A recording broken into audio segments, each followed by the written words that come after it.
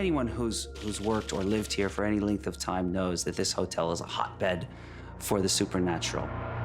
To understand the building's hauntings is to crack the supernatural mysteries of the Alaska Triangle itself. Leading the investigation, expert intuitive and paranormal investigator, Jeff Richards. The Alaska Triangle is absolutely a magnet for the spirits of the dead, with more cases of hauntings and possessions than many other places in North America. The building's history goes hand in hand with the city itself. This hotel was built in 1913 on gold money. Juneau was a mining town. It was a rough and ready sort of border town. Prospectors were exploring every nook and cranny with a fine comb. 98% of them returned broke. To celebrate their successes or drink away their failures, Juneau's most colorful characters headed to the Alaskan Hotel. This hotel was a bordello where rooms were rented out by the working girls. If you were to come in 1913 into this very bar, you would see a lot of miners, trappers, fishermen, even lawmen and legislators. They all came together. Many think that notorious past has left a permanent paranormal mark. For many guests, the hotel's paranormal activity is too much to bear. Some people can't stay here. They just leave. Some of them running, some of them screaming. Yeah, come right back this way. I'd like to know if his findings concur with the legends. Okay, I'm gonna give you keys to the 2 most haunted rooms in the entire hotel. Here's a key to room 219, which is right here. Okay. And here's a key to room 315, which is on the 3rd floor. All right, let's get started. First stop, room 219 on the 2nd floor.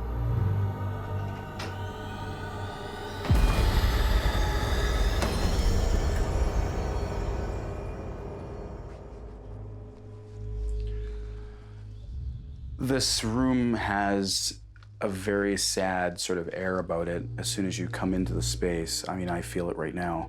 It feels oppressive in the way that it's taken a life previously, at least one.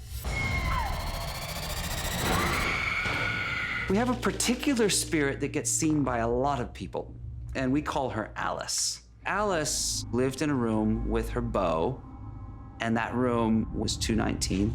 She was with him, but he left to go out and seek his fortune. 100 years later, Jeff has picked up on spiritual energy in that same room, 219. The energy of the basement was menacing, but this is almost sorrowful, you know, it's... Alice ran out of money, and so she turned to the world's oldest profession. Like many impoverished women down on their luck back then, she became a prostitute.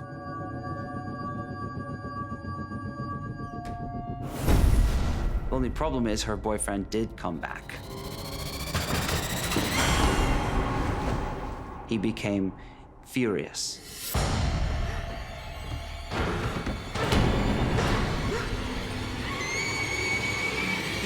He killed her in a crime of passion. Jeff, a self-professed intuitive, thinks he can feel a link to those events. There's like a feminine voice, a woman's voice.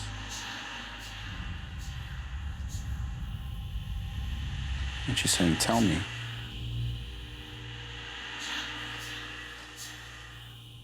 Like, sort of like shouting it.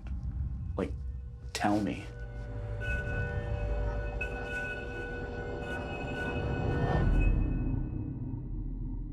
And there's confusion. And to this day, people see Alice in a diaphanous gown. Sadness is there because it's like something's been pulled away before its time with no real explanation. I wanna get some of the equipment out and start trying to communicate with whatever this might be. Jeff will use a trio of electromagnetic meters to gauge any spirit's activity in the room. And hopefully we're able to net something here today, okay? Warming up, big time. Okay. I'd like to invite anyone who might be present in this room right now to step forward and communicate with me. My name is Jeff, and I enter your space with nothing but respect. I'm simply here to record your story. Jeff's specialist device picks up on electromagnetic variations in the room's atmosphere. Incredibly, it can translate any paranormal messages into actual words, which are then spoken by the machine.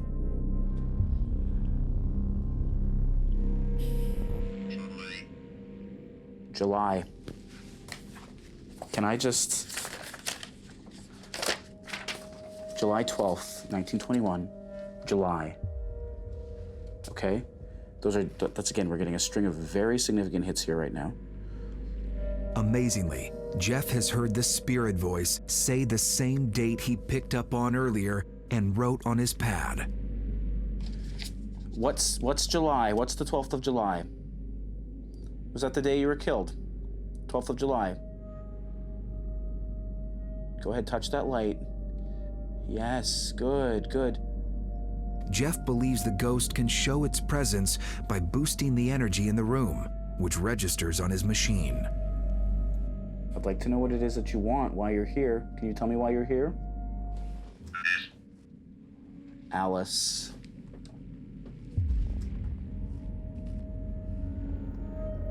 This does not happen often, but when it does, it's significant.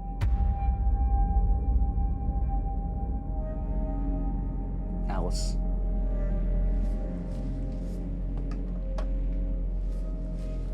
So we're speaking with Alice. Is this Alice? In a remarkable development, Jeff feels he's in direct contact with the hotel's best-known ghost, the Gold Rush-era guest known as Alice, brutally murdered by her furious lover. Alice, you can touch this light if this is Alice that we're speaking with. Is this Alice? Okay, very good. Alice, are you still with us?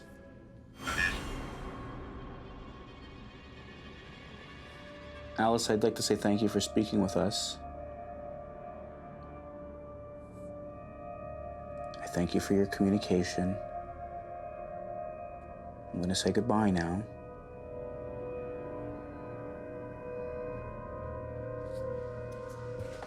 Once again, thank you.